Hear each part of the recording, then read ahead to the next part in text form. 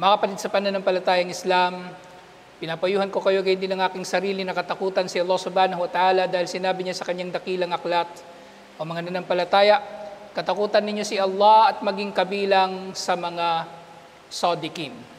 Sadiqin sa kahulugan ng matutuwid, ng mga makatotohanan, lalong-lalo na sa kanilang mga pananalita. Mga kapatid sa pananampalatayang Islam, tunay na ang kabanalan ng sinuman sa Islam ay nakasalalay hindi lamang sa kanyang pananampalataya o sa kanyang mga sinasabi, bagkus ito ay nakasalalay din sa kanyang gawa. At maaari pa nga na ang tao ay may tuturing ang banal sa kanyang mga gawain, subalit maaari nagkakaroon naman siya ng mga kapintasan o pagkukulang sa kanyang mga pananalita. Mga kapatid sa pananampalatayang Islam, sinabi ni Propeta Muhammad sallallahu alaihi wasallam, "Man kana yu'minu billahi wal yawmil akhir falyakul khaira aw liyasmut." Sino man ang naniniwala kay Allah at sa huling araw ay marapat na magsalita lamang ng mabuti o kaya siya ay manahimik. Nang pagsasalita ng mabuti na tinutukoy dito ay ang pagsasalita lamang ng katotohanan o pananalita lamang na may katuturan. Ito ang tinutukoy dito na mabuting pananalita. Na hindi dito sinasabi ng mabuting pananalita ay yung pananalita na nagugustuhan ng iyong kapwa-tao. Dahil maaring ikaw ay nagsasalita ng katotohanan at hindi rin nila ito magugustuhan. Ang mahalaga, ang iyong pananalita, inshallah, ay pananalita na kinalulugdan, una at higit sa lahat, ni Allah subhanahu wa ta'ala. Mga kapatid sa pananampalatayang Islam, ang mabuting pananalita, ito nga ay isang bagay na marapat nating pangangalagaan at marapat nga tayo na iiwas sa masamang mga pananalita. Tinanong minsan si Propeta Muhammad sallallahu alaihi wasallam ni Sufyan bin Abdullah radhiyallahu anhu, sinabi niya, "Ya Rasulullah, hadithni bi amrin a'tasimu bihi." O sugo ni Allah, ipabatid mo sa akin ang isang bagay na pangahawakan ko. O sa isa pang kahulugan na dahil dito, ako ay mananatiling matuwid sa relihiyon na ito.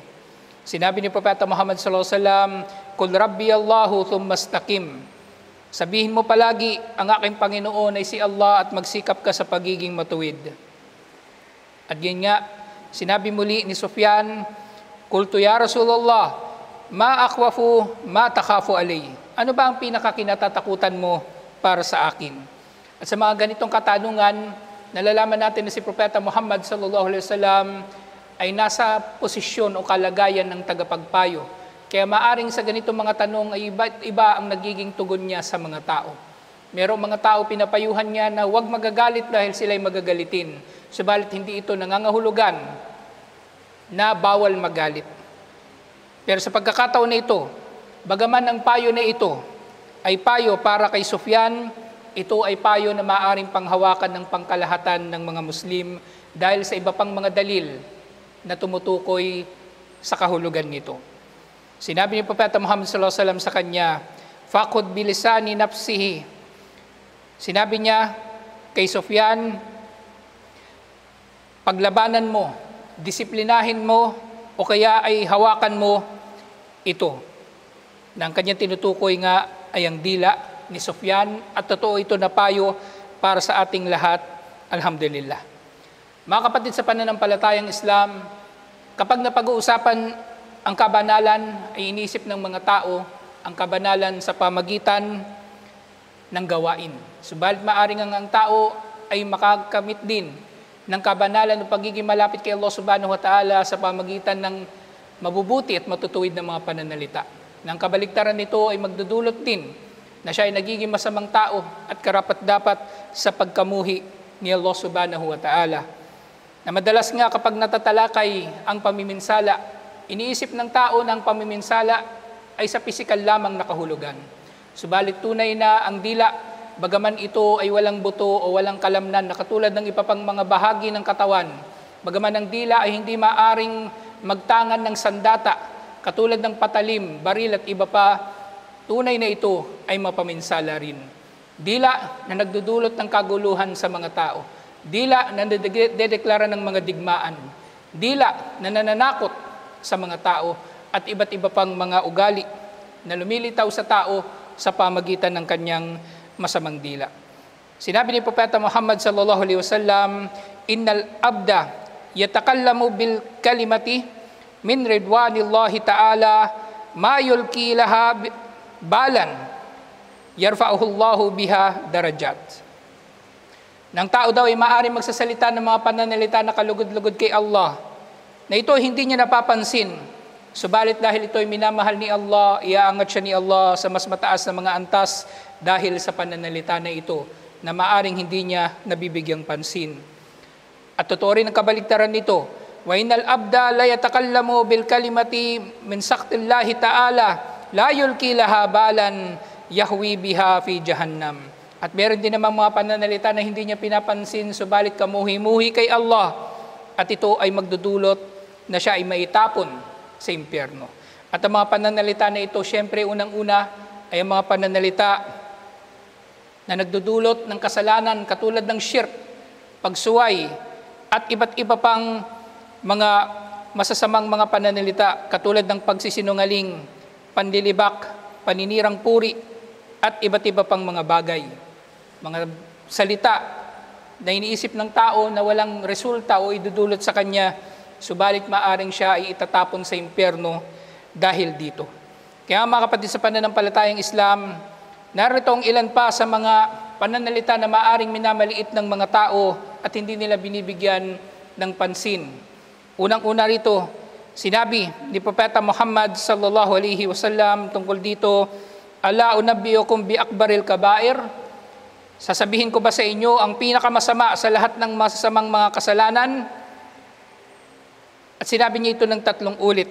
At sa bawat ulit sinabi nila, "Bala ya Rasulullah." Opo, o sugo ni Allah.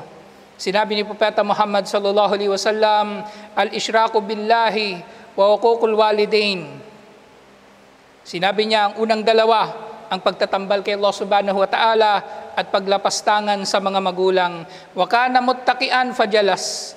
At sa pangatlong sasabihin niya, siya ay naupo mula sa kanyang pagkakasandal. Ibig sabihin, itinuwid niya ang kanyang pagkakaupo bilang pagbibigay diin na mahalaga rin ang kanyang pangatlong sasabihin. Sinabi niya, "Ala wa qawlu zuri wa shahadatiz zur." Bagay na inulit-ulit ni Propeta Muhammad sallallahu alaihi wasallam ng ilang ulit sa mga sahaba, "Qawlu zur wa shahadatiz zur." Huwad na pananalita at pagsaksi na huwad. Na sa pamagitan ng huwad na pananalita na ito, ang tao ay nag-iimbento ng kasinungalingan laban sa kanyang kapwa, at siya rin, sa pamagitan naman ng shahadatuz zur, siya ay sumasaksi sa kasinungalingan upang mapairal ang kawalang katarungan. Na sa pagpapaulit-ulit na ito ni Propeta Muhammad sallallahu alaihi wasallam, ito ay nagbibigay diin lamang ng panganib ng bagay na ito. Gayun din mga kapatid sa pananampalatayang Islam, sinabi nga ni Propeta Muhammad sallallahu alaihi wasallam, "La tukthirul kalama bigayri dhikrillah." Huwag kayong masyadong magpaparami ng pakikipag-usap na walang pag-aalaala kay Allah subhanahu wa ta'ala, fa inna kathratal kalam bigayri dhikrillahi ta'ala qaswatan lil qalb. Dahil lang maraming pananalita na walang pag-alaala kay Allah subhanahu wa ta'ala, halimbawa kayo ay nag-uusap lamang ng mga bagay-bagay na makamundo, na hindi ito pag-uusap alang-alang kay Allah subhanahu wa ta'ala, ito para kay Propeta Muhammad sallallahu alaihi wasallam o mula mismo kay Propeta Muhammad sallallahu alaihi wasallam, pinababati niya sa atin, ito ay nagpapatigas sa puso ng mga tao. Wa inna abadan nasi minallahil kalbul qasi. At tunay na ang pinaka naglalayo sa tao kay Allah ay ang matigas na puso. Mga kapatid sa pananampalatayang Islam, ilan pa sa mga walang saysay na mga pananalita na pinagkakabalahan ng mga tao ay ang mga pananalita o pakikipag-usap o pag-uusap-usap tungkol sa mga bagay-bagay na wala naman talaga silang kinalaman dito. Ang masyado nilang pagkakaroon ng opinyon sa mga bagay-bagay na nangyayari sa politika o kahit sa buhay ng iba. Kaya nga sinabi ni Propeta Muhammad sallallahu alaihi wasallam, "Min husni islamil mar'i tarkuhu ma la ya'ni." Kabilang sa pagpapakita ng mabuting pagiging Muslim ni naman ay ang pag-iwan niya sa mga bagay-bagay na wala siyang kinalaman dito. Kung wala siyang kinalaman sa pamilya ng iba, huwag niyang pag-usapan. Huwag nilang pag-uusapan ng pamilya ng iba. Kung wala silang kinalaman sa mga bagay-bagay na wala namang epekto sa lipunan, hayaan na nila ito na problemahin ng mga tao na merong pananagutan dito dahil hindi lahat ng bagay ay maaari nga nating panghihimasukan. At higit sa lahat, maaring ang pagsasalita natin o pag-uusap-usap natin tungkol sa mga bagay na ito ay pumapasok na sa haram, pumapasok na sa panghihimasok sa buhay-buhay na hindi naman natin dapat na pinanghihimasukan. Mga kapatid sa pananampalatayang Islam, tunay na ang paglipana sa mga tao ng masamang mga pananalita ay hindi nga lamang nalilimitahan sa pagmumura, pagsisinungaling, paninirang puri. Bagkus ito ay merong napakaraming iba't ibang mga anyo. At ito nga ay nagiging mas malala sa panahon ngayon ng internet at ng social media dahil ang tao ay maaring nagiging mas malakas ang kanyang loob na magsalita ng mga bagay na ito. Dahil inaakala niya na siya ay walang pananagutan sa mga bagay na ito. Gagamit lamang siya ng ghost account at maaari na niyang sabihin ang gusto niyang sabihin na halos wala siyang pananagutan dito sa dunya. Subalit tila nakakalimutan niya na siya pa rin ay mayroong pananagutan sa kabilang buhay dahil nalalaman ni Allah ang tunay niyang katauhan at siya ay pananagutin pa rin ni Allah sa bagay na ito. Mga kapatid sa pananampalatayang Islam, isa sa mga anyo ng masasamang pananalita na laganap ngayon sa social media lalong-lalo na ay ang labis na pakikipagtalo. Labis na pakikipagtalo na ang tao ay hindi nakikipagtalo upang pangibabawi ng katotohanan bagkus ay pangibabawi ng kanyang sarili. O kaya siya ay nakikipagtalo nang sa gayon ay makilala at iba't iba pang mga material at mga personal na mga layunin na wala ng ikhlas, alang-alang kay Allah subhanahu wa ta'ala at wala namang katotohanan na pinaninindigan. Sinabi ni Omar radiyallahu anhu o sinabi ni Ibn Omar radiyallahu anhuma, walan yusiba rajulun wa qala Ibn Omar radiyallahu anhu walan yusiba hakikatul iman hatta yatrukal mira. Walang sino man sa mga tao ang magkakamit ng ganap na pananampalataya o walang sino man ang makakaranas ng katotohanan ng pananampalataya o makatotohanan ng pananampalataya hanggang sa iwan niya ang pakikipagtalo. Wa huwa ya'lamu annahu sadiq. Kahit pa sa katotohanan na nalalaman niya na siya ay nagsasabi ng totoo o nalalaman niya na siya ay may karapatan dito sa kanyang sasabihin, mas mainam sa tao para sa kanyang pananampalataya ang mag-iwan sa masyadong pakikipagtalo, lalong-lalo na sa mga mangmang na walang saysay ang pakikipagtalo sa kanila. Dahil nga sa pamagitan nito, wayatrukul kadibi fil mazaha. May kinalaman din dito, hindi niya makakamit ang kompletong pananampalataya hanggang sa iwan niya ang pagsisinungaling para lamang mapatawa ang mga tao. Na dalawang bagay na laganap ngayon sa social media. Mga tao na mahilig makipagtalo at mga tao na mag-iimbento ng kwento, impormasyon, meme o magbabahagi ng picture na walang katotohanan para lamang mapansin ng mga tao, wal-iyadu billah. Mga kapatid sa pananampalatayang Islam, ang mga bagay na ito ay mga bagay na minamaliit ng marami sa mga tao dahil ito'y pananalita lamang. Subalit alalahanin natin mga kapatid sa pananampalatayang Islam, ang lahat ng ito ay pananagutan natin kay Allah subhanahu wa ta'ala mula sa kung anong nilalaman ng ating mga puso hanggang sa sinasambit ng ating mga dila at ikinikilos ng ating mga katawan.